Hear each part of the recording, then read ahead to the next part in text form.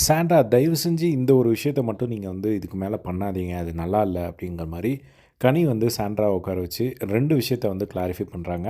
அந்த 2 விஷயம் என்ன அப்படின்னா, ஃபர்ஸ்ட் விஷயம் வந்து சாண்ட்ரா வந்து பார்வதி கூட பேசும்போது, "கெழவி" அப்படிங்கிற மாரி வந்து கனிய வந்து சொல்லியிருப்பாங்க. அந்த ஒரு விஷயமும், இன்னொரு விஷயம் வந்து எஃப்ஜேவும் கனியும் வந்து அவங்க பழகிட்டு இருப்பாங்க. ஸோ அவங்கள வந்து பார்வதி கிட்ட இருந்து எப்பயோ சொல்லும்போது ஒரு மாரி சொல்லியிருப்பாங்க போல. அவங்க என்ன ஏதாவது கேட்டா அக்கான்னு சொல்லிடுவாங்க அப்படிங்கிற மாரி சம்திங் ஏதோ சொல்லியிருப்பாங்க போல. இந்த 2 விஷயத்த பத்தியும் வந்து இப்போ வந்து அவங்கள உட்கார வச்சு கேட்குறாங்க. ஸோ ஃபர்ஸ்ட் விஷயம் அந்த கெழவி அப்படின்னு சொன்ன விஷயம். அத வந்து கேட்ட உடனே சாண்ட்ரா வந்து பார்த்தீங்கன்னா, அவங்களோட ஆன்சர், "நான் வந்து கோவத்தில பேசியிருப்பேன்.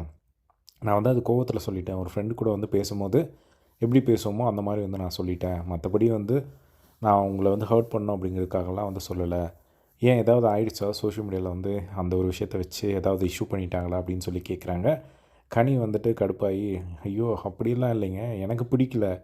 சோஷியல் மீடியால ஆனா என்ன, ஆகலனா என்ன? எனக்கு பிடிக்கல நீங்க சொன்னது. அதனால நான் கேட்குறேன்." அப்படிங்கிற மாரி சொல்ல, அதுக்கப்புறமா சாண்ட்ரா வந்து, "நான் வந்து அது ஒரு லூஸ் டாக் மாரி தான் வந்து விட்டுட்டேன். அதுக்கப்புறமா நீங்க நோட்டீஸ் பண்ணியிருந்தீங்க அப்படின்னா தெரிஞ்சிருக்கும். நான் எந்த இடத்துலயுமே வந்து உங்கள அந்த மாரி வந்து பேசியிருக்கவே மாட்டேன். ஸோ, அப்போ வந்து நானே வந்து புரிஞ்சுக்கிட்டேன், ரியலைஸ் பண்ணிட்டேன். அதனால தான் வந்து நான் பெருசா வந்து அதுக்கப்புறமா அந்த மாரி எந்த இடத்துலயுமே வந்து நான் பேசியிருக்க மாட்டேன். நான் இப்போ அக்கவுண்டபிலிட்டி எடுத்துக்கிறேன்." அப்படின்னு சொல்லி நார்மலா பேசி, அந்த ஒரு விஷயத்த வந்து கிளாரிஃபை பண்ணிட்டாங்க. செகண்ட் விஷயம் அந்த அதே ஒரு கான்வர்சேஷன்ல பார்வதி கூட வந்து சாண்ட்ரா பேசிட்டு இருக்கும்போது, எங்கேயோ சொல்லியிருப்பாங்க போல. ஸோ, அக்கான்னு சொல்லிடுவாங்க அப்படின்னு சொல்லி.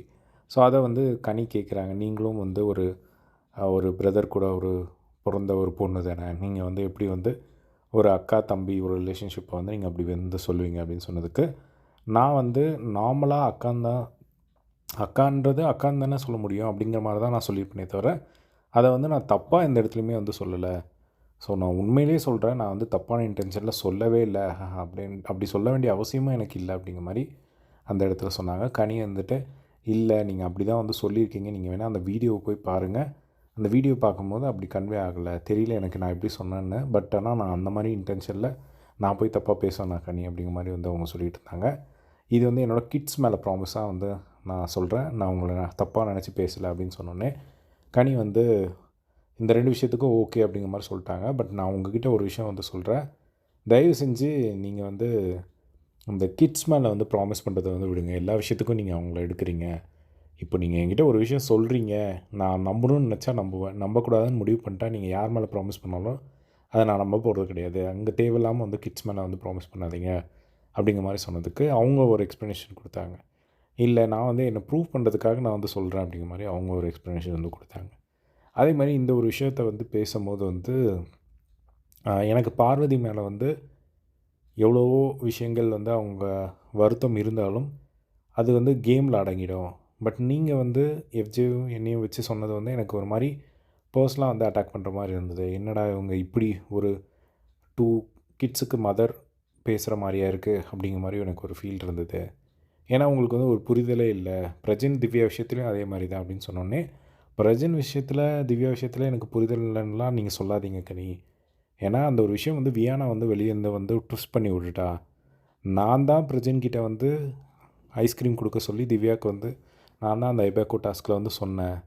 அது மட்டும் இல்லாம இப்போ வந்து எனக்கு அந்த துண்டிக்கணும் அப்படின்ற ஒரு விஷயம் குடுத்தப்போ கூட எனக்கு என்ன தோணுச்சு அப்படின்னா, என்னடா இது ஒய்ஃப விட்டுட்டு சிஸ்டருக்கு வந்து போயிட்டாங்களே! அப்படி தான் இருந்ததே தவிர எனக்கு திவ்யா மேல வந்து எந்த ஒரு கோவமும் இல்ல, அப்படிங்கிற மாரி அவங்க சொன்னத வந்து பார்க்க முடிஞ்சுது.